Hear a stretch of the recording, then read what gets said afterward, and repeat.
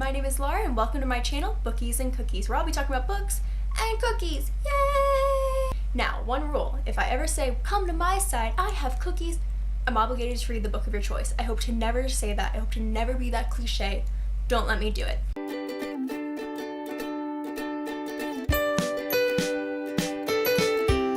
Out, I thought I'd just do a quick little top 5 things you should know about me. Maybe not the top 5, but 5 things you can know about me if you watch this video. There's no cookies in this video, unfortunately, but there is Celestial Seasonings caffeine-free sugar cookie sleigh ride. It's herbal tea, so it's great when you're staying up late reading a book. It's very sugary. I add more sugar because I like it. It has a fun little quote on the back. Cookies are made of butter and love. Norwegian proverb. Very true. Cookies are very buttery. Paula Deen's favorite dessert is probably cookies. Question number 1. Who are you? I'm glad you asked. My name's Laura, I'm 22, and I like to read. I haven't been reading as much as I've wanted to in the past few years, which I blame on college and having to do, required reading and lots of reading and papers and work and friends and social lives, but then also sleep and Netflix. So I kind of blame it on that, but that's not really an excuse. I just wasn't in a reading mood. And lately, with being on Tumblr and Goodreads, I've just been inspired by everyone's passion for their books and what they love about them and their characters, and there's so many adaptations coming out. I'm back in the reading groove, so I'm very happy about that. I live in Colorado. You can't see mountains from my house, but if you walk up a hill, you can. I graduated from college in May, and I'm still kind of working on figuring out what I want to do, and I figured YouTube could be a great place for me just to kind of work on my confidence, work on my speaking, do something different and outside my comfort zone. I've been kind of feeling stagnant and doing the same thing, so I want to push myself in new formats and new ways. So, question number 2, why are you making this channel? I kind of already just said that, oops. I've been on YouTube before. The universe is telling us that we were meant to be vampires. Awkward. I don't anticipate this channel getting huge. I'm doing this more for myself and for my friends from Tumblr, and just to kind of talk about my books I like in a new way to myself, ranting through a camera screen, so I can talk about them instead of just writing analyses. And the cookies thing is because I feel like I need a gimmick to kind of put myself out there, and there's already a wine and pecan review, which is so me, so I can't copy that. So I figured cookies, I like them, they rhyme with books when you turn into bookies, but not gambling bookies. Question number 3, are you on any other social media accounts? Glad you asked. I started out really on the internet observing Twilight. That's kind of the first fandom I was in. When I was 14, 15, I was observing, and I was on Twilighters, and I was on Twilight Lexicon, I was on those Everyday Twilight Guy, Stephanie Meyer's website. So I observed that fandom, but I never really participated. So then I did my own personal social media with my friends in high school, and then when I started getting out there more, I made a Tumblr about Taylor Swift because she's amazing and she's helped me through so many of my hard times. And so I have a Taylor Swift Tumblr. I'm not on it as much because it's just very saturated with all fans flocking there after Taylor made a Tumblr. So I still really enjoy it. It's not my main priority in my life. I made a selection Tumblr for the books by Kiera Cass because there was going to be a CW original series, and I was like, oh, I can jump on this. I can be the go-to gal, I could be the updates chick, how they have for Vampire Diaries and their other shows, and so I thought that was gonna be huge. Luckily, that never got turned into a TV show, as you can see from the 2 pilots we had.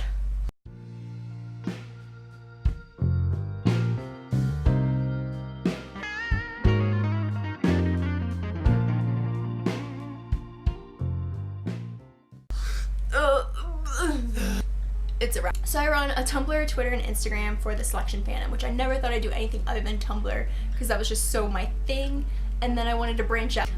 So then for my personal social media, I have a Tumblr with this blog, which is all about books and cookies, and also a lot of the other media and entertainment stuff that I like, or things that make me laugh. I have a Goodreads account, which I'm starting to write reviews for every single thing I read, which I'm really excited about. And I also have a personal Twitter and an Instagram, which are also linked that you can follow me on. Oh, check me out. Number 4.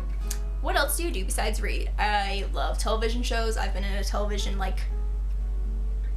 bombardment ever since Lost. Lost got me hooked. I wanted to know. I wanted to follow each week. I wanted to know everything that happens. But I definitely prefer movies because if a character dies or leaves or something bad happens to them, it's because it was in the screenplay and not because the actor just wanted to Talking to you, Matthew from Downton Abbey. I'm talking to you directly. can't talk about it. I really like to go hiking in the summer. There's so many beautiful mountains and parks and the fresh air in Colorado. Oh, it's gorgeous. I love hiking. I like to bake cookies, breads, cupcakes. I'm really good at cupcakes. Cakes, not so much. There's just too much to frost. I love eating them, but making them... And finally, number 5 is my top 5 favorite books. Harry Potter and the Half-Blood Prince, definitely my favorite of the series because it was the one I was anticipating. I pre-ordered it, I picked it up the day it came out. My mom wouldn't let me go to the midnight release with my best friend. I was so sad, and I remember because we were moving overseas like a week from the book coming out. So I was so glad that I got it before then, and they're like, you can read it on the plane. I was reading it in Payless, and my brother was getting new shoes, and like, you're not gonna have anything to read on the plane. I'm like, oh, I'll reread this. It just got so much darker, and you learn so much of the backstory, which is what like I always wanted to know what was gonna happen. Also, it's my least favorite of the movies, which makes me really sad because, David Yates, you could have made it so good, and you didn't. You ruined it, and it makes me sad. Next, we have Persuasion by Jane Austen. I have all of her work. This thing takes care of me. Persuasion, because I loved the longing and the being able to be strong without someone else. So I read this when I was a bit older. I was like 15 when I first read it, and I just really liked Anne and what's his name? Must not have liked it that much. So big. Such a big book. Nope. Where are you? Yes. Captain Wentworth. I knew that. I knew it, but like, just listen to this. Like, I can listen no longer in silence. I must speak to you by such means as are within my reach. You pierce my soul. I am half agony, half hope. Tell me that I'm not too late, that such precious feelings are gone forever. He gets me. Next is New Moon by Stephanie Meyer. Now, one of these books had to make it on here because this is what really bonded me with my friends when I moved to a new school in 9th grade. I didn't really talk about this before, but my dad was in the Air Force, so I moved every 2 to 3 years. So my friends all read this, and they were like, you have to read Twilight, it's so good. And I'm like, it's a vampire, that doesn't make sense, that's stupid. And I just wanted to be contrary for the sake of being contrary. I've mostly lost that trait, thank goodness. So I think I have to pick New Moon because even though Twilight is my jam, New Moon, my poor little 14-year-old heart could not handle this. It was good for me to understand the pain and to understand what heartbreak was and how to move on from that, which Bella kind of does. So I think it helps with her character development, which is how I try to see like my heartbreaks, where like heartbreak in itself is not beautiful, but the person you become after your heartbreak is what really defines you and who you are. And I think that's really important to think of it that way, is like the before and after, and who you are after can be so much better and stronger and wonderful. The next is The Perks of Being a Wallflower by Stephen Chbosky. And I read this the day after I read The Selection. So those two books together really changed who I was that summer. Like, there's like a book like every summer that kind of like changes me, like a lot. And so it was these two books together talking about life and love and the risks we're willing to take for people. It really taught me to love and love deeply, because we're not infinite. In a moment you can be, but not forever, and things change and people change, and it's really just kind of important to live in the moment. These are the only moments we're given, each moment of every day, so make the most of them, and to love deeply, and because it's all we got.